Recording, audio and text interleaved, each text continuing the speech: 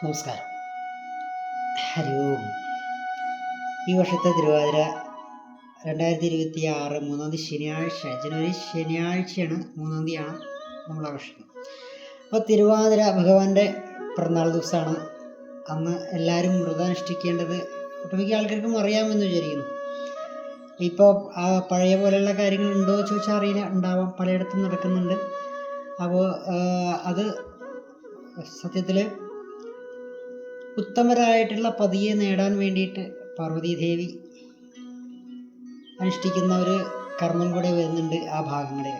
അപ്പോൾ അത് നമ്മൾ ശ്രദ്ധിക്കുക. നമുക്ക് ഉത്തമരായിട്ടുള്ള പതികളെ ലഭിക്കാനും ഈ തിരുവാതിര വ്രതം അനുഷ്ഠിക്കുന്നത്, കൂടാതെ നല്ല പുത്രന്മാർക്ക് വേണ്ടിയിട്ട് അമ്മമാരും അനുഷ്ഠിക്കുന്ന ഒരു രീതിയുണ്ട്. മാത്രമല്ല അത് മകീരത്തിലാണ് അമ്മമാർ പുത്രന്മാർക്കും പുത്രികൾക്കൊക്കെ വേണ്ടിയിട്ട് ആ വ്രതം അനുഷ്ഠിക്കുന്നത്. കൂടാതെ തിരുവാതിരയ്ക്ക് തീർച്ചയായിട്ടും കന്യകമാരാണ് കൂടുതലായിട്ടും ഇതിലേക്ക് വരേണ്ടത്. ഇപ്പോൾ വെറും അമ്മമാരും മാത്രമാണ് പങ്കെടുക്കുന്നത്.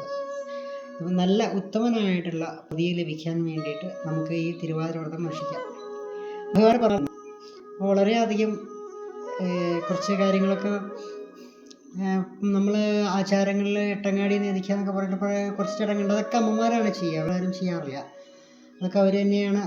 തിരുവാതിര വ്രതത്തിൽ നമ്മുടെ മുറ്റത്ത് വിളക്കൊക്കെ വെച്ചിട്ടുള്ള കുറച്ച് നേദിക്കുന്ന ചടങ്ങുകൾ ഒക്കെ അത് പുലർച്ചെയാണ്.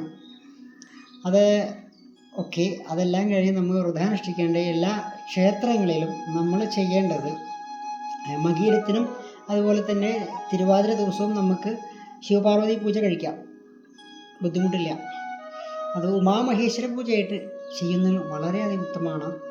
നാളെ ഉമാമഹേശ്വര പൂജ ചെയ്യുന്ന ഒരു പെൺകുട്ടികളായും ആൺകുട്ടികളായും ഉമാമഹേശ്വര പൂജ കഴിക്കുന്ന ആളുകൾക്ക് വളരെയധികം വിശേഷ അനുഭവങ്ങൾ ഉണ്ടാവും എന്ന് പറയപ്പെടുന്നു. അതായത് നമ്മുടെ വിവാഹമൊക്കെ മുടങ്ങിപ്പോകുന്നടക്കം നടക്കാൻ സാധ്യതയുള്ളതാണ്.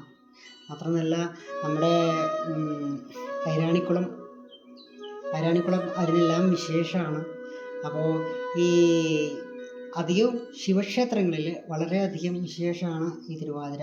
ആർദ്ര ദർശനം എന്നാണ് അതിന് പറയുക. ആർദ്ര എന്ന് പറഞ്ഞ തിരുവാതിരയാണ്. അപ്പോൾ ആ ആർദ്ര ദർശനം നടത്തുന്നത് വളരെ ഉത്തമമാണ്. ദശപുഷ്പത്തിലെ ഒന്നെങ്കിലും നമ്മൾ ചൂടുക. ഈ മുക്കുറ്റി അതിൽ പെടുന്നതാണ്. നിങ്ങൾക്ക് കിട്ടുമെങ്കിൽ അത് ചൂടുന്നത് വളരെ ഉത്തമമാണ്. ദശപുഷ്പങ്ങളാണ് പറയുന്നത്. അത് കറുക മുതൽ